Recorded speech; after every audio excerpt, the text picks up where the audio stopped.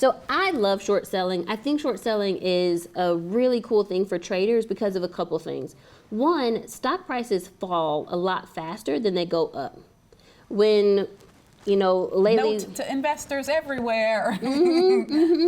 When we think that about little rock phenomena, something dropping. When we think about COVID, when we think about the political unrest, when the stocks start falling, they have these huge moves. The Dow's down 500 points, the Dow's down 300 points, and they just within 3 days they're back to lows. And you're like, what happened to my portfolio? Right. It took 3 months to get to that price, and now in 3 days we're already down. Hi guys, I'm Teri Ijeoma, founder of Trade and Travel. And I'm Lynnette Khalfani-Cox, the money coach. The investing show where we teach you everything you need to know about investing and we help you make it make sense. So today's topic is short selling. Yay! I'm so excited about this one. And it's first let me tell you what it is. But the reason why I'm so excited is because with short selling, you are able to make money as stocks fall. And so many people think the only way to make money in the stock market is when stocks are going up. But short selling allows you to make money when stocks are falling. So bare basics, what is it? You are going to sell a stock at a higher price, and then later you're going to buy it back at a lower price. And you make the difference. So we're going to show you a quick example of what short selling really is. And we have this apple, which if you want to, you can think is symbolic of Apple stock. But we have this apple, and we're going to do a whole short sale scenario with it. This is my apple right about now, okay? Yes. I don't know how Teri gonna get my apple, but I think she's about to explain it. Right. Okay. So Lynnette is a long-term investor, and she owns this apple, and I'm going to borrow it from her. She's going to let me borrow her apple. So Can I borrow your apple, Lynnette? I guess so. You're trustworthy, yes. Thank you. You're welcome. So now I've borrowed this apple from Lynnette, but now Chris comes in. This is my friend Chris, y'all. He's also my stylist. He be doing a good job. He's gonna offer to buy this apple from me. So Chris, how much are you wanting to buy this apple for? $250. Woo, I'm rolling in the dough. So he's gonna buy this apple from me for $250. All right, so I just sold Chris the apple for $250. Let me check my monies. $100. What? These are 20s. 2, 4, 6, 8, 10, 200. Making sure you did this right. Trust but verify. Okay. Right. 2, 4, 10. So he gave me $250 I sold him the apple for $250, right? And then Chris walks away. He's happy he's got an apple, and I've got $250. But now I got to figure out how to give Lynnette her apple back because I borrowed it from her. So I just sold it for $250. I got to go buy another apple. But what I'm going to try to do is find one cheaper than $250. So here comes along Teri. Mama Teri, big who Teri. is also my mom. Hi, Mommy. Hi. So I see you have an apple. I really need to buy an apple because I got to go give it back to Lynnette. Can I buy this apple from you for $100? No. How much how much can I buy the apple for? How much you sell it to me for? Oh, this is my favorite apple.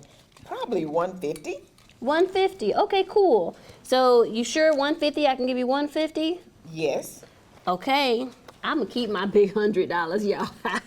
So let me see. So 2, 4, 6, 8, 10, 2, 4, 50. So this is $150. I'm now gonna buy back an apple. I sold an apple to Chris for $250. Now I'm about to buy one back for $150. So thank you. Here's $150. I got it from the dollar store. This is a bargain. So now I have the apple that I borrowed from Lynnette, and I still have $100 because I sold it high for $250. And then I bought it back low for $150. So now I go to Lynnette. Hey, Lynnette, how you doing? Good. You got my apple, right? I do. I just Okay. wanted to return your apple to you. Thank you very much. Thank you so much for letting me borrow that. Not a problem. I enjoyed having it in my house. Good to Wink, do business wink. with you. I enjoyed having it. So now Lynnette gets her apple back. I'm She's good. And I still have $100 because of that short sale. I sold it high and bought it back low. That's what short selling is in the stock market. And you can just imagine if this was an Apple stock. I would have sold it high, and then when Apple fell a little bit, I'd buy it back lower, and I would do the exact same thing. I'd have that extra money from the short sale. All you got to do is borrow shares, go out in the marketplace, buy them at a discount, and pocket the spread. That's short selling. Now that you saw that example, does it make a little bit more sense? So you borrow an asset, then you sell it first at a high price, then you buy it back low, and then you're able to keep the difference, keep the change, right? That's short selling. So now, Lynnette, why should people, why is this important? Why does it matter? So short selling matters for a lot of reasons. One of which is that it gives you a much greater amount of buying power as an investor. So we should also mention at this point that in order for you to sell shares short, you have to have what's called a margin account. Basically, buying on margin means that you're borrowing securities, or you have the capacity to borrow. You know how you got a credit card in your wallet? Well, really, they've given you borrowing Borrowed power, cash, right? yeah. So that, plastic that has a Visa or a MasterCard, an Amex or a Discover logo on it, you can whip that card out and go in any retail store you want, and you can purchase something, and then later you can go ahead and make that payment when the bill comes in, say, next month. Really, short selling is kind of the same thing. It's not going to be a month that you have to, it's going to be sooner that you have to pay it back. But you're able to borrow on credit, let's say. You're able to borrow securities that you want or need to be able to sell those in the open marketplace. And as the illustration we just gave you showed, sell it hopefully for a lower price than the price at which you paid and pocket the difference or the spread. It's kind of an arb move, an arbitrage move, to the extent that you're, again, pocketing that difference. In this case, you pocketed $100. Yeah. And what's interesting about this is we always say that you should buy low and sell high. But in this case, the order matters. We usually say buy first at this lower price and sell higher, but in short selling, you do the same, you get the same difference, but you're just selling first and then buying back low. Another way to think about this is anytime you're getting into any kind of asset, your goal is to buy when things are inexpensive and sell when things are expensive. So if a stock seems expensive, you can short sell, or you can just sell the asset if you already own it. Or if it's inexpensive, you can buy it, or if you own it already, you can they call it buy to cover. That's getting out of a short sale. Another reason why short selling matters is something that Teri just alluded to, which is expectations. Markets trade, of course, on expectations. So you would only want to do short selling in a security where you thought that there was likely that there was going to be a price decline. You don't go out and short sell when a company has just announced like fantastic earnings, where they've done mega deals, where they've gotten new clients, where everything is looking rosy and the fortunes are upward, because that stock price is likely to rise in price. And so that's not the way to go about short selling. You want to short sell, or to consider short selling, when you see a security that you think, there's a problem here. For whatever reason, either this industry is out of favor, this sector, this individual stock relative to its peers, etc. These are not likely to continue to perform well, or they're likely to underperform. That's when you want to short sell. And sometimes stocks just lose steam. So there are times where a stock has been rising for the last 3 months. It is at its all-time highs. And That's now right. you know that the big banks are about to start taking some profit. You can take profit too. Like as a shorter-term trader, you'll see those things on a stock chart. But a couple things, I wanted to come back to this margin account. Well, I guess now would be the time for us to put in our 2 cents, right? Sure, why not? Okay, so I love short selling. I think short selling is a really cool thing for traders because of a couple things. One, stock prices fall a lot faster than they go up. When, lately, Note to investors everywhere. when we think That little about rock phenomena, something dropping. When we think about COVID, when we think about the political unrest, when the stocks start falling, they have these huge moves. The Dow's down 500 points, the Dow's down 300 points, and they just within 3 days, they're back to lows. And you're like, what happened to my portfolio? Right, it What took 3 happened months here? to get to that price, and now in 3 days, we're already down. That means that if you do know how to short sell and you know how to make money as the stocks are falling, you can make money really quickly. So I know sometimes people think, well, the only way to make money fast is to do all these crazy, risky Strategies things. Honestly, if you are an expert in short selling, then you may make money a lot faster than waiting for the stock prices to rise. Right. So that's one thing to consider with short selling. Another thing, and you want to go, and then I have another point. Sure. Another thing I was going to say is a risk factor as it pertains to short selling. Certainly if we look back at, say 2021, that was the year of meme stocks, right? Yes. Where we had, AMC and GameStop, and we had a whole bunch of people who were getting into crypto along with the stock market for the very first time. We had a lot of people trading on apps like Robinhood and elsewhere. And long story short, a lot of them, they were inexperienced, didn't really necessarily know what they were doing, and those who were getting into short selling, many of them made money, but many of them lost money, including a lot of hedge funds, a lot of institutional investors. There is risk. Yep, we saw the power of the market where you had communities like the investors on Reddit, et cetera, who were saying, okay, you know what? We're going to actually bid up the price of a stock or a security. So we saw where some so-called meme stocks were targeted by short sellers, and they said, oh, there's no good fundamentals here, there's nothing happening with this. This stock, by all objective measures, should fall. Yeah. And you saw a lot of hedge funds, actually, a couple of them went under, lost billions of dollars. So you need to be aware that for you as an individual investor, hopefully you're not going to drive yourself bankrupt going into investing and doing short selling, but you need to be understanding of this phenomena called a short squeeze. Yeah, so when we think about some of the meme stocks, we think about AMC, GameStop. So if you think about it, I'm repeating what Lynnette said, but thinking about the example earlier. Our goal was to sell the stock high and then buy it back when it got lower. But the reason why the stock kept going up in price is because all these short sellers were trying to buy it lower and they kept pushing the price up. So now short covering, it's called. I just bought this for I just sold this for $35 and now the price is $40. I'm going to lose some money on this transaction when I got to go buy it. Because now I'm buying it at $40 and I sold it at $35. I'm under $5. Then it kept rising. And so now it's, I sold it at $35 and now the stock is $80. I'm under now, what, $55? Yeah. Or $45? 45.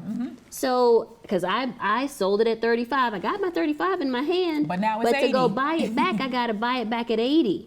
And remember, because they're buying, and stocks are about supply and demand, buyers and sellers, the more buyers you have, including these short squeeze people trying to cover themselves because they got to buy to get out of their position, they're continuing to help push the price higher. Right. So short squeezes, you're right. That can be very risky. I'll admit I got caught up in one. There was, back in the day, Tesla had just hit $1,000 for the first time. Right. And I was like, there is no way that Tesla's going to go above 1,000. Because in my head, the fundamentals didn't make sense. Like at the time, they weren't selling enough cars. They were in a lot of debt. Like the management team wasn't doing well. So technically, it just seemed like, why is this company still rising? So I did short sell. I thought, okay, as soon as it gets to 1,000, it's gonna fall. And it kept going up. It kept zooming up. So now I've sold it at 1,000, and I gotta go buy it back at 1,200 or buy it back at 1,300, and my heart is just dropping because I'm like, golly, like. My heart dropped for the opposite reason, you know. When it fell. No, because when I got in at, I think it was like maybe $500 a share or $600 or somewhere around there. And then when I sold at about $800, I was like, this is it. Let me take my profits and move on. It's not going to go up any further. So it's the opposite, you know. So I made my money and I was out, and I'm not going to cry over that. But yeah, it was a lesson learned in like a little bit of patient investing. But I was trying to follow some of your advice, take my profits, and the truth move on. is, it's come back down, Yeah, right? So no, it now you have a absolutely chance has. to, we did a video on dollar cost averaging. That's right. So now she has a chance because she took some profit. Like now that the stocks come down lower, she can get back in. Re-enter it. Instead of just having to like sit on that loss, right? But y'all go check out our other video about dollar cost averaging. But the goal here is, yes, it can be very risky to short sell, and I've even been a part of one of those where for whatever reason, like Reddit or the hype and momentum start pushing the price up, and you got to buy at a higher price than where you sold, and you lose. Yep. So Yeah. hopefully we've made this make sense for you guys. We want to also talk to you about how to get started. As we mentioned, if you do want to go ahead and try short selling, I don't recommend this for the average investor who's a first timer and who's a newbie just to do it totally on your own. As we mentioned, you do need to have first and foremost a margin account. So step one is that you need to have the right type of account that gives you margin privileges. But then two, as Tyrone Ross says, he's the head of On-Ramp Academy, educate before you allocate, okay? So educate yourself before you really try to do short selling on your own. Teri teaches a course through Trade and Travel. She has her primary course, the initial course for investors, and then she has her VIP course. And that course is where you can learn about short selling, options, trading, and a whole bunch of other strategies that are a little bit more sophisticated. So I definitely would encourage you to get some help and some advice, educate yourself before you try short selling. Yeah, we cover, for Trade and Travel, we cover short selling in week 5. So it is something that I want you to master, learning how to trade stocks, and then you can start learning how to trade when stocks are going down. Don't just immediately jump past making money on the way up to making money on the way down. Right. And that's in the VIP course, It's though, in right? the VIP Perfect. program. Okay. Yep, in week 5. VIP program. And another thing about it is there's 2 ways to short sell. You can short sell with stocks, and you don't have to own, we kind of mentioned this, but just so you know, in terms of getting started, you don't have to own the stock first. Some people will say, oh, well, in order for me to short sell it, do I need to own Apple first? Like, no, you're borrowing it. So you don't have to have it in your portfolio before you short sell, but you do need that margin account. So that's imperative. And you need to have enough money in the account to cover if you have to buy the position. So they're going to expect if this Apple stock is worth $250 and you want to short sell, you need to have at least $250 in your account. That's another great point, again, as a reference for some of you, again, because we're trying to make it make sense for you and teach you some of the language of investing. You don't want to have to suffer what's called a short call, right? So basically that means the brokerage firm is saying, hey, pay up, you know. Or a call period. You have to either repay these shares that you borrowed or come up with the cash to cover that position if you borrowed those securities. So good point to know on that front as well. Yeah, you'll have to have the right amount of money in your account. And then the other way to do a short sale is going to be through options, and that is going to be buying a put contract. So that's more advanced. We do cover it in the VIP part of Trade and Travel, but just know that there are multiple ways to short sell, but at least this will help you get started. And we don't want you to be caught short with your money, okay? So hopefully you guys have understood a lot of what we've tried to explain to you in this session about short selling and about the way in which it can help you to invest successfully in up and down markets. Thank you guys for watching. We'll see you in the next one. Bye.